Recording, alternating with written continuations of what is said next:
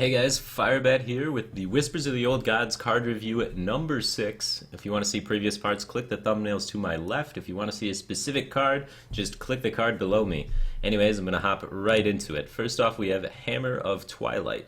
Now this is a 5 mana 4/2 weapon, which is pretty good. It's for Shaman, but something I want to note, one of the cons here, 4 damage, not quite as good as 5. And I'm not just talking in sense of just like, obviously 4 is a little bit smaller than 5.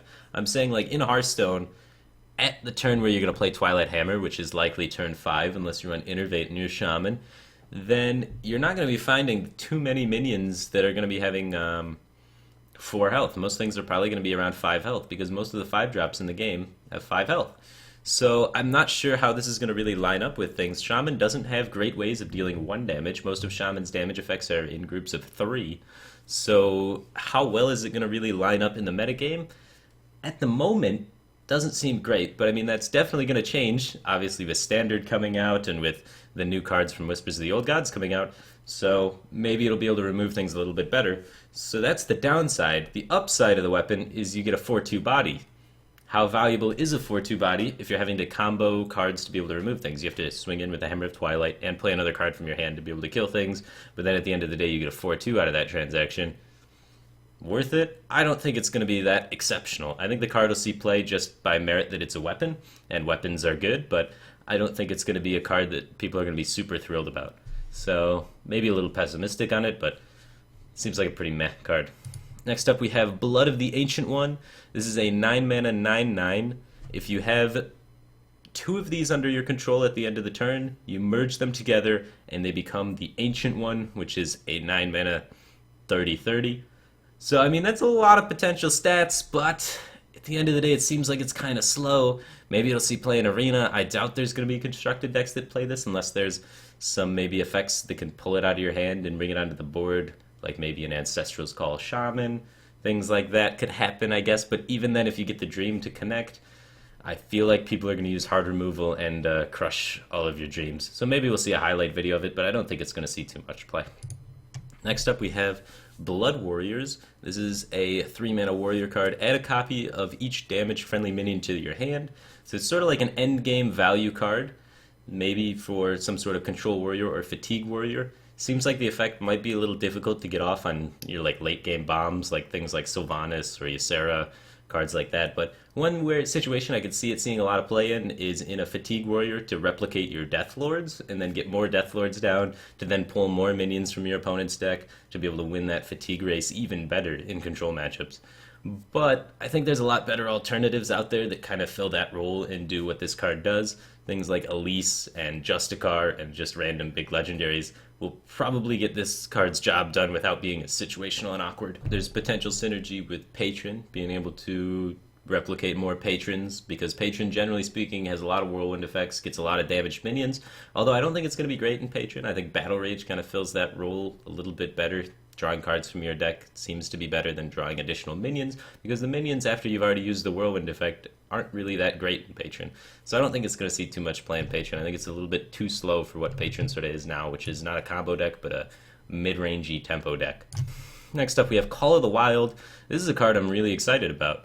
I think this card's going to be pretty strong. It's an 8 mana card, summons all 3 animal companions, which is pretty nuts. And the first thing you gotta look at when you're talking about a card that costs like 7 or more mana is what is the instant effect on the board? What's gonna happen when I play this card? And all 3 animal companions actually have an instant effect on the board. Misha has a like kind of instant effect. I consider Taunt an instant effect. Some people don't. It can stop you from dying, which is pretty convenient because dying kind of sucks. And then you get Leok, which allows you to buff your onboard minions to be able to get some burst damage or maybe have some possible trades. And then Huffer allows you to take possible trades or also have burst damage. So I mean, a lot of burst potential, a lot of possible instant trade potential, taunt potential to help you from not dying, and it's 10/10 in stats for 8 mana. So 10/10 in stats with an instant effect seems pretty good. Next up we have Yogg-Saron, Hope's End. This is a 10 mana 7/5 with Battlecry. Cast a random spell for each spell you've cast this game. Targets chosen randomly. Not really sure what's going to happen. Well, I mean, there's going to be a Trollden highlight. That's what's going to happen. But Like, who really can predict what this card's really going to do? Some people on Reddit have taken some stats and tried to figure out exactly what's going to happen most of the time when you play this based on how many cards you've played. One of the key numbers I looked at was like its percent chance to kill itself, which is incredibly high actually. If you've played 5 spells, it's got 10% chance to kill itself, and that number goes up with however many spells you play. So there's a lot of potential for that to happen. There's a lot of potential for good things to happen. Basically, it's going to cause chaos, though. That's the general summary of what people have been figuring out by running stats on things. So, some information about Yogg, so you can better try and predict it. If Yogg dies during his battle cry, the effect doesn't stop, so that's good to know, because it does have a large percent chance to kill itself. If a spell requires action, like Raven Idol, with the choose one, any sort of choose one spells, or Wrath, it will be selected at random, so another just more chaos. That's what we're going for with this card. And Yogg can cast spells without viable target.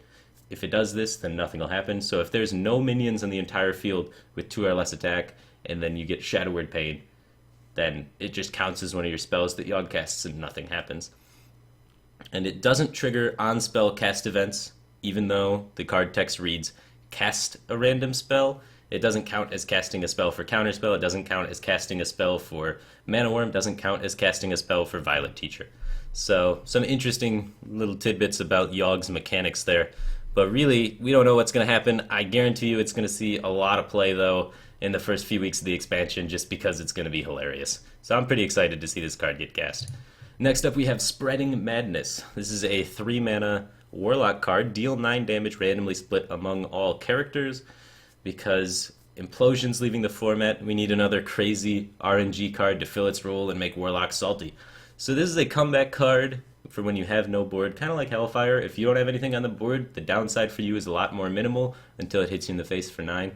But it doesn't seem like it's going to be that bad of a card. It actually seems like it could come in handy and fill some situations where Warlock was kind of missing some single target removal. And it's got a lot of synergies too, which is pretty interesting. You have the Floating Watcher synergy, which could be extremely powerful. Be able to play out Floating Watcher and then play this card, deal a bunch of damage to yourself and other things, and buff up your Floating Watcher a lot. Especially since Blizzard has sort of been hinting at removing Silence and removing Big Game Hunter from the format. Could be a good way to clear the board and get a ginormous minion out. And there's also the potential, and this really excites me, the Patron Warlock, which could be pretty thrilling. You're able to then play Patron and then play this card on turn 8. If you're able to hit the Patron in one of the earlier randomly split missiles, then you're going to have another Patron that could potentially randomly hit, so your odds of making more Patrons go up as you make the first Patron because it triggers the Patron first and then continues with the missiles. So you could pretty easily get a giant full board of Patrons if you cast this while your opponent has nothing on the board. So maybe Patron Warlock will be a big thing. Next up we have Cho'Gall. Now this is a 7-mana 7/7. The next spell you cast this turn costs health instead of mana. This, I think, is going to be the next Dr. Boom. I think this card is crazy strong. Maybe I'm overestimating it a little bit, but to me this reads, play a 7/7 and kill one of your opponent's minions for just the cost of a little bit of life. So let's say you have Siphon Soul in your hand and you play down Cho'Gall, then you can spend 6 health to kill one of your opponent's minions and gain 3 health, and you're spending 13 mana in one turn and taking only 3 health worth of damage to do so. 13 mana is a lot of mana to spend on turn 7. So, I mean, the effects of this card and the ability to spend so much mana at such an early stage of the game can allow you to snowball a game, especially Hearthstone, which is, generally speaking, pretty much all about snowballing, and crush your opponent with tempo. So I'm excited to see this card see play. I think it's going to be a really, really, really strong card in some sort of like mid-range tempo-y zoo sort of Warlock decks. So I'm pretty excited for it. I think it's going to be really strong. It's definitely on my top 5 strongest cards of the expansion so far list. Anyways, next up we have Possessed Villager. So this is a 1-mana 1/1 Warlock card. With the Death Rattle, summon a 1/1 Shadow Beast. A Shadow Beast is not a demon or a beast. It's just a vanilla 1/1, so nothing too strong about that. But this is another potential minion to combo with Hobgoblin. Hobgoblin Warlock was sort of been kind of a popular thing, but Hobgoblin is goblins and gnomes and is going to be filtered out, so maybe the wild Hobgoblin deck's a little bit stronger, but we're not going to be seeing Hobgoblin Possessed Villager in Standard. So this card is basically similar to Argent Squire, with some minor advantages and disadvantages. One of the advantages is to synergize with Power Overwhelming. You can Power Overwhelming a Possessed Villager and then trade with your opponent's minion, and then it'll die, turn into a 1/1. If you try and do the same thing with Argent Squire, it'll die and not turn into a 1/1. So a little bit of synergy there. Other than that, I mean, it kind of works better with Void Terror a little bit, but generally the downside I think is a little bit worse than Argent Squire. The downside being that if you buff this minion with Defender of Argus or anything that retains a permanent stat buff and then trade with it and it dies, it doesn't maintain those stat buffs. It goes back to a 1/1, whereas Argent Squire would just lose the bubble and maintain the stat buffs. So I think it's kind of a weaker card than Argent Squire.